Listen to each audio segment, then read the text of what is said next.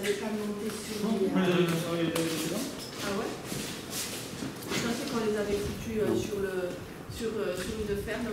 Non, elles étaient sur une ferme. Ouais. Mais on les a... Depuis combien de temps on vend en AMAP? Eh bien, ça fait 16 ans qu'on est en AMAP. On a commencé avril 2006 exactement. Et jusqu'à ce jour, on est toujours en AMAP. Voilà. Donc quand on a démarré l'AMAP en 2006, on était encore producteur d'herbes aromatiques. Donc le premier semestre, on était encore sur le mine de Toulouse avec nos herbes. Et on a démarré l'AMAP avec les deux, mais bon, ça n'a pas gazé très longtemps. Et donc on est passé complètement en AMAP en mai-juin. Et du coup, voilà, donc on est parti que 100% AMAP. Et aujourd'hui, on est toujours 100% AMAP. Voilà. On nourrit 400 familles. On ne parle pas de panier, parce que comme on est 100% AMAP, c'est toute la récolte qui est redistribuée dans les paniers. Donc on parle de part de récolte. On ne parle pas de panier, parce que c'est pas un panier poids prix. Donc, alors les gens qui adhèrent en part entière, donc on part en part entière parce que c'est plus facile, nous, pour gérer tout ce qui est plantation et compagnie, c'est plus simple. Mais après, au final, les gens sont en demi-panier aussi. Et du coup, au final, on nourrit environ 400 familles. Voilà.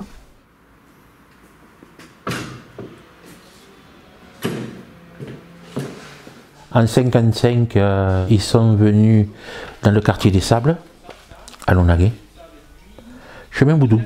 Et là, ils ont été métayers chez un autre Italien qui avait besoin.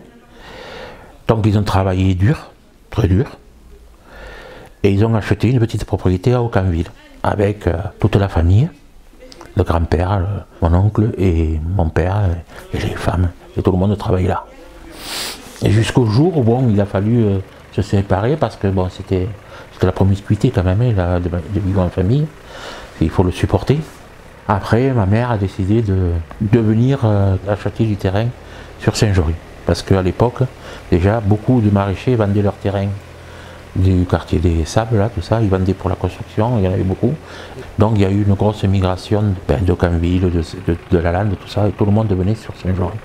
Et donc ils ont trouvé ce bout de terre. Nous on est restés après au maraîchage, ma soeur aînée et moi.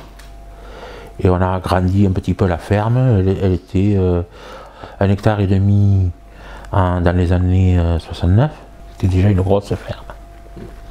Parce que les autres fermes, aux côtés dans les sables, tout ça, c'était 5000 mètres. C'était déjà une grosse ferme. Mais des conditions difficiles de travail, parce que ce n'était pas des sols maraîchers. C'était des sols très argileux, qu'il a fallu beaucoup amender. Mais on avait la ressource de l'amendement juste à côté, parce qu'il y avait beaucoup encore d'élevage autour. Et donc ça allait bien jusqu'à la disparition des élevages. Voilà, et maintenant, ce que l'on fait, on utilise des composts, souvent d'origine commerciale. Donc bien sûr, on a continué, moi je me suis marié, et Véro est arrivée au jardin, et elle a fait du jardin avec nous. Et puis après, mon père est parti, il a pris ses parts dans le GAEC, jusqu'à devenir chef d'exploitation. Pas mal. De conjoint à chef d'exploitation, c'est pas mal. Donc après, on a fait beaucoup de cultures, on était très diversifiés à l'époque. C'était pas comme maintenant, où tu fais 2-3 cultures. Mais même en 70, là, on avait facilement 20 légumes différents dans le champ. On faisait même des pissenlits. On faisait de la rouge de Trévise, on faisait plein de choses. Chemin faisant, après tu diminues parce qu'on te dit qu'il faut que tu te spécialises, parce que tu es moins rentable, parce que ceci, parce que cela. Donc tu écoutes, bon, en se disant que c'est mieux. Bon, je pense pas. Hein. Je pense pas, parce que sur le nombre de maraîchers que l'on était, dans les années 70, sur la commune, on était au moins 160, quoi. Et sur les 3 communes aux alentours, ça faisait 450 de maraîchers. Maintenant, sur la commune, on n'arrive pas à remplir les 2 doigts d'une main. Les 2 doigts des 2 mains, on n'arrive pas. Voilà. Alors il y a bien sûr des gars qui font 30 hectares, mais jamais ça n'amène la diversité des légumes qu'il y avait à l'époque. C'est pas vrai.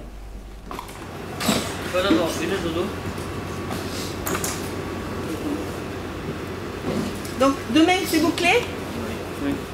Alors les réactions, ça a été un peu compliqué. Déjà dans la profession, ça avait été un tollé parce que quand on a ouvert la MAP à Saint-Jory, l'AMAPien qui a créé le groupe avait fait des flyers qu'il avait distribués dans les commerces à Saint-Jory. Sur le flyer, il avait marqué, si je ne me trompe pas, marre des légumes durs comme des cailloux, marre des légumes avec des produits. Enfin, il avait mis un truc, et du coup, les maraîchers qui allaient chez les commerçants du village et qui ont vu ces affiches, d'abord ils ont retiré les affiches, et c'est à l'époque un maraîcher qui était président des maraîchers, et du coup l'affiche elle est montée jusqu'à Paris, au niveau des syndicats. Ça avait fait quand même pas mal de remue-ménage, et bien donc à partir de là, ils nous ont pas trop aimés, pour dire pas du tout. Et oui, ça a été compliqué, les réactions autour de la MAP, oui, ça a été assez compliqué. Après, ça a été un peu aussi au niveau familial, comment dire, les parents qui ont eu du mal à croire au système de la MAP. Ils nous disaient, mais vous êtes sûr que ça va fonctionner, que les gens vont acheter vos légumes, sachant qu'ils ont le risque de ne rien avoir dans le panier parce qu'il a grillé et tout. Ça a été un peu compliqué, mais après, bon, voilà, on a prouvé que ça pouvait fonctionner.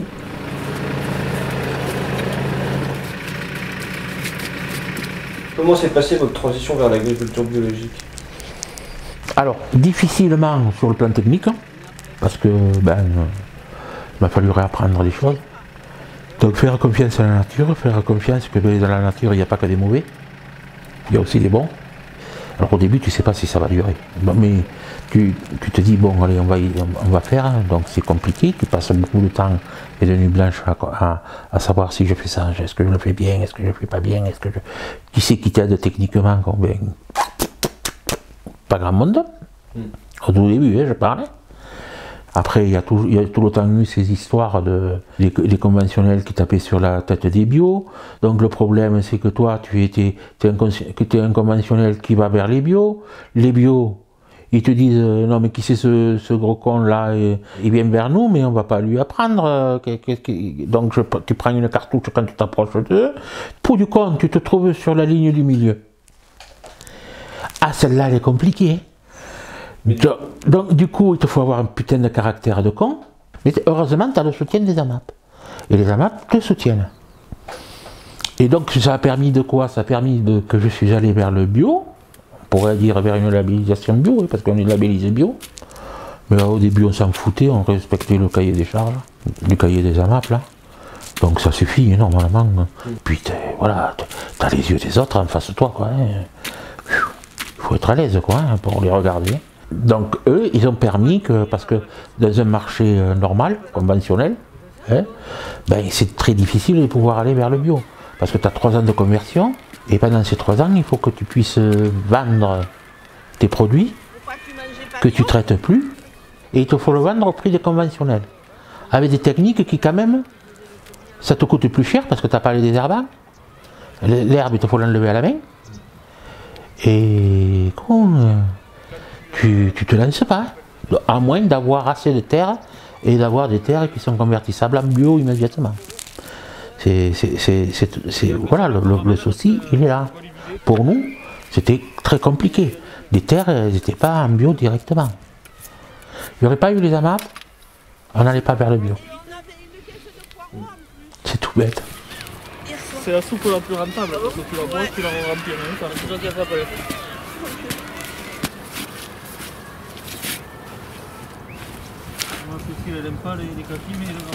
Comment ça s'est passé la transition de la vente sur le marché à la vente en AMAP? Alors comme Véro l'a dit, on s'est dit si ça marche pas, on fait encore des plantes aromatiques pour que tu ailles les vendre au marché. Ça a duré 15 jours. J'ai pris une colère, je lui ai dit moi, j'en peux plus. Parce que me lever à 3 h du matin pour aller vendre des plantes aromatiques, puis derrière enquiller la journée au jardin, puis le soir, parce que c'était moi qui faisais les distributions à la MAP, rentrer à 21 h, discuter Le matin, tu t'étais bataillé avec les commerçants pour vendre. Et tu m'as pas donné ceci, et tu m'as pas donné cela, et ça c'est pas joli, et tu m'en feras combien le marché d'après, et tu me fais chier combien tu vends ta merde, parce que c'est comme ça qu'on te parle, et c'est pas sûr que tu vendes, donc tu as la pression, il faut que tu te battes, tu as une journée con, d'enfer.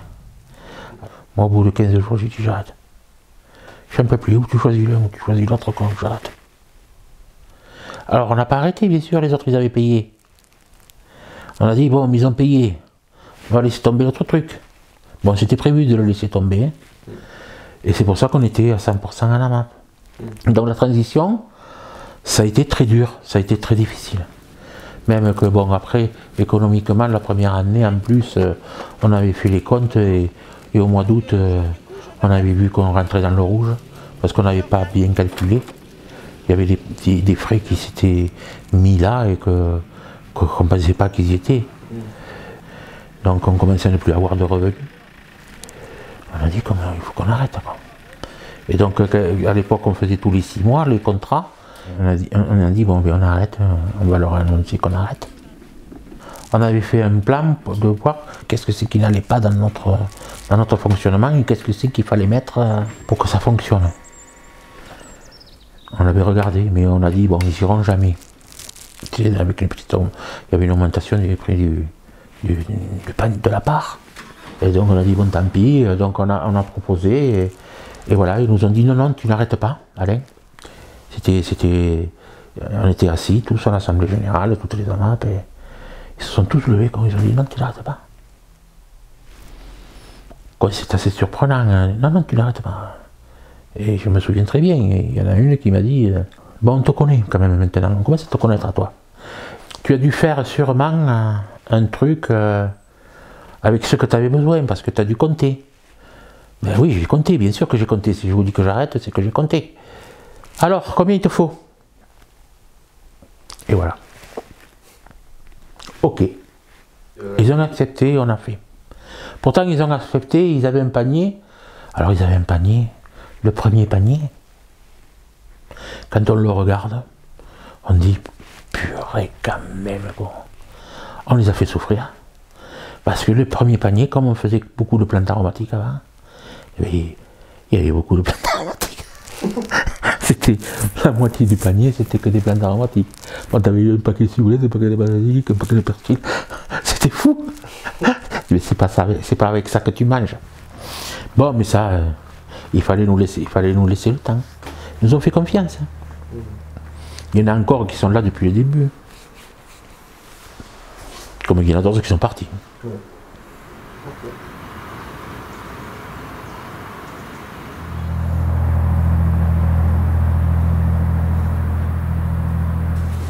Donc lui un premier. Lui un premier, on va aller voir l'autre. Bon, on n'arrose pas. Donc ouais, va couper le moteur de dos. La roquette, c'est la même. Ouais, roquette. Ça, c'est tout. Donc t'as coupé le moteur? Oui. Parce que tu vois, lui il est bien né. Est-ce que maintenant il faudrait pas que... Non mais moi je pense que il a pas fait, il a fait un peu plus frisquette et du coup ça a pris un peu plus de... Elle parlait de descendre peut-être les pédicelettes là-bas, tu vois, pour l'oignon. Pour apporter un peu, du moins la nuit. Prendre un peu de chaleur. Faudrait mettre et enlever, tu vois ce que je veux dire. Des nuits froides. Des nuits froides, qu'on n'ait pas d'ensoleillement. Cette nuit t'es bien tombée. Oui, cette nuit, oui, on est tombé en température. De ramener un peu de chaleur. C'est-à-dire vers les 4h30, tu vois là, quand tu sens que les températures commencent à chuter. Juste avant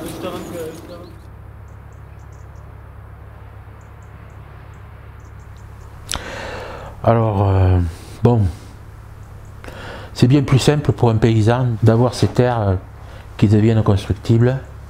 Il arrive en fin de carrière, il a une retraite qui permet en général pas de vivre. Et il a un capital, si la terre est constructible, énorme. Donc on peut comprendre très bien le gars qui dit je vends et je m'assure une super retraite et puis voilà. Bon, c'est normal, Enfin, on va dire que c'est normal, mais qu'est-ce que ça veut dire? Ça veut dire que la cotisation de la retraite, il ne l'a pas faite peut-être quand il faut, mais pouvait-il la faire par rapport à ses revenus? Lui payait-on les légumes assez bien pour qu'il puisse se faire un capital retraite? Est-ce que c'est bien plus facile et est-ce que ça soulage beaucoup plus de conscience de rendre des terres constructibles à un maraîcher, de les perdre, pour pouvoir assurer une retraite et pour qu'on soit tranquille derrière? Donc l'accaparement, ouais, ils nous en emmerdés, quoi. Ça a toujours été une pression un peu psychologique. Laissez-nous tranquilles. Mais oui, moi je l'ai vécu parce que c'était à l'époque, on est venu, on s'est installé, et il y a eu ça. Il fallait que ça devienne une zone industrielle, que ce soit une société d'économie mixte, pour pouvoir rentrer de l'industrie. Ok, j'ai rien contre l'industrie, j'ai rien contre ça. Mais à l'époque déjà, une vision un peu bizarre.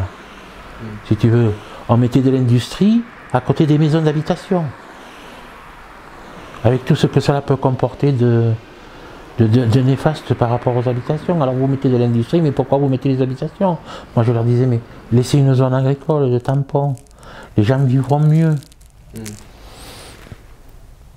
Et ils ont quand même créé une zone d'habitation à côté d'une zone industrielle. Ah oui, mais alors on a gardé les terres, pourquoi? Parce qu'on a fait une pétition, parce qu'on est en AMAP, et que tout compte fait, on a gardé les terres.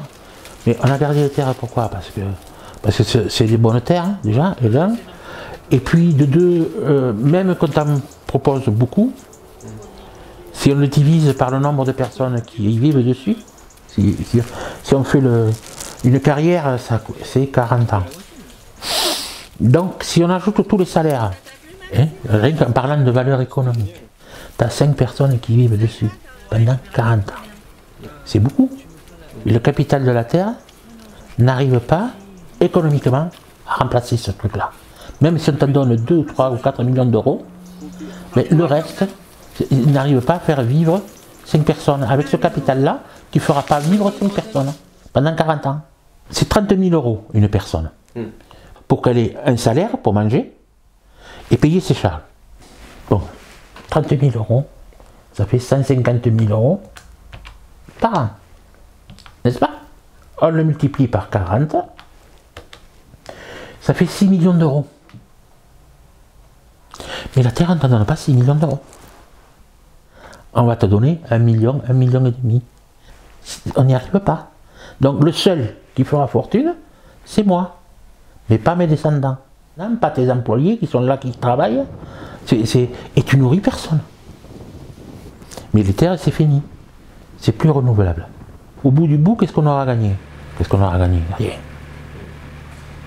Et alors, est-ce que ça vaut le coup de ne pas les préserver, de foutre un hangar dessus, sur une terre que ça fait 50 ans que tu travailles et que là, maintenant, tu donnes un coup de bêche, quoi. Elle s'effrite comme rien. C'est un vrai bonheur. Mais c'est un vrai bonheur. Par rapport à une terre, que tu arraches un poireau, il te vient 1 kilo de terre. Hein? On disait, nous, qu'avant, que c'était la terre qui était très amoureuse, qu'elle nous aimait. C'est pour ça que maintenant, on l'aime encore plus.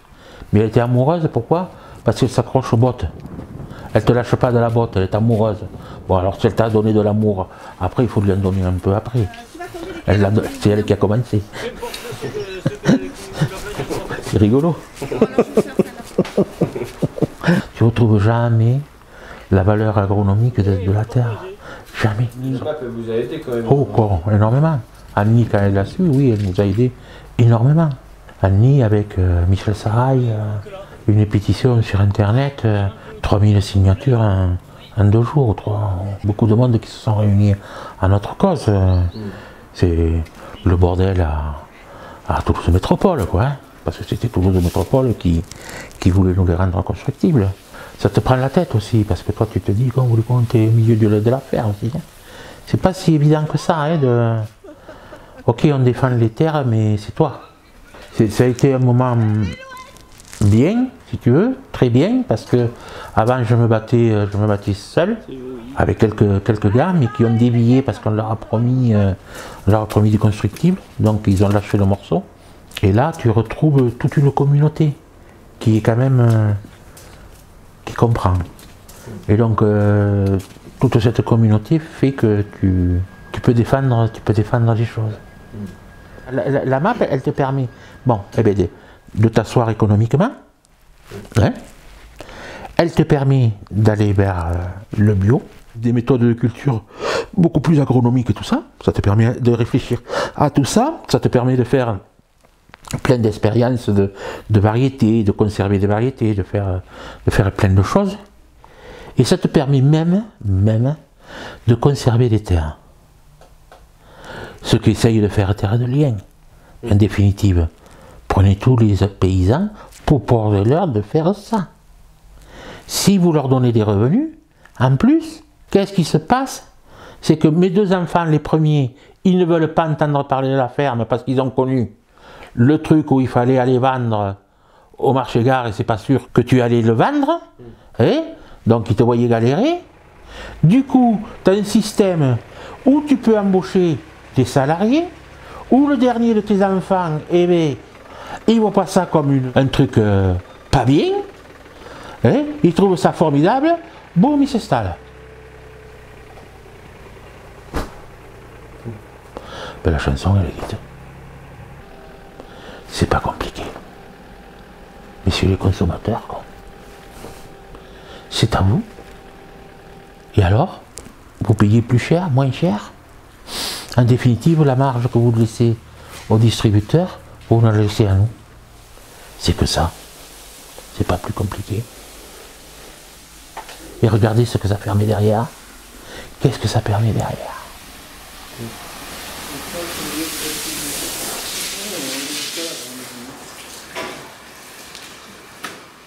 Donc j'envisage la reprise de la ferme tout en douceur. Déjà c'est bien, il m'accompagne au fur et à mesure. Du coup c'est le temps qu'il commence à me former. Moi je commence à m'adapter aussi au début, puisque c'est un métier qui est très physique. Et donc il faut laisser un peu le temps au corps de se mettre en place, mentalement et aussi musculaire, de pouvoir encaisser le choc du métier. Donc ça me permet déjà de franchir quelques paliers. Est venu complémenter l'expérience de mes parents dans le métier. Donc des fois, ce qu'on nous apprend à l'école, certes c'est une base très enrichissante, mais après sur le terrain, il faut avoir cette base pour pouvoir continuer, pour mieux comprendre ce qui est sur le terrain. Mais on a besoin quand même de conseils avec beaucoup d'expérience pour éviter certaines erreurs et apprendre dans de meilleures conditions, quoi. Tu la mets là.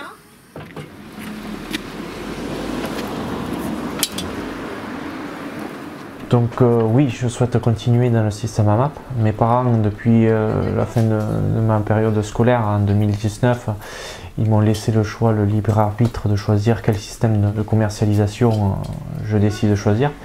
Donc j'ai essayé plusieurs systèmes, donc la vente en gros, la vente en magasin spécialisé, qui est une toute autre philosophie que l'AMAP. C'est-à-dire là on rentre sur un marché, c'est-à-dire il faut être le plus performant, le produit le plus beau. Donc on s'éloigne un peu aussi de tout ce qui est niveau technique et les trucs. Il y a des impasses environnementales. Si on n'est pas au top du top, on peut se retrouver du jour au lendemain à la porte. Que ce soit la vente en circuit court avec un magasin, que ce soit la vente avec un grossiste. Donc déjà la map, ça évacue un peu déjà toute cette pression. Qui en fait c'est cette pression, je trouve un peu inhumaine. Et on n'est pas dans une méthode où on veut préserver son producteur. Enfin, moi je l'ai ressenti personnellement comme ça, où on est, si c'est pas toi, c'est un autre qui le fera.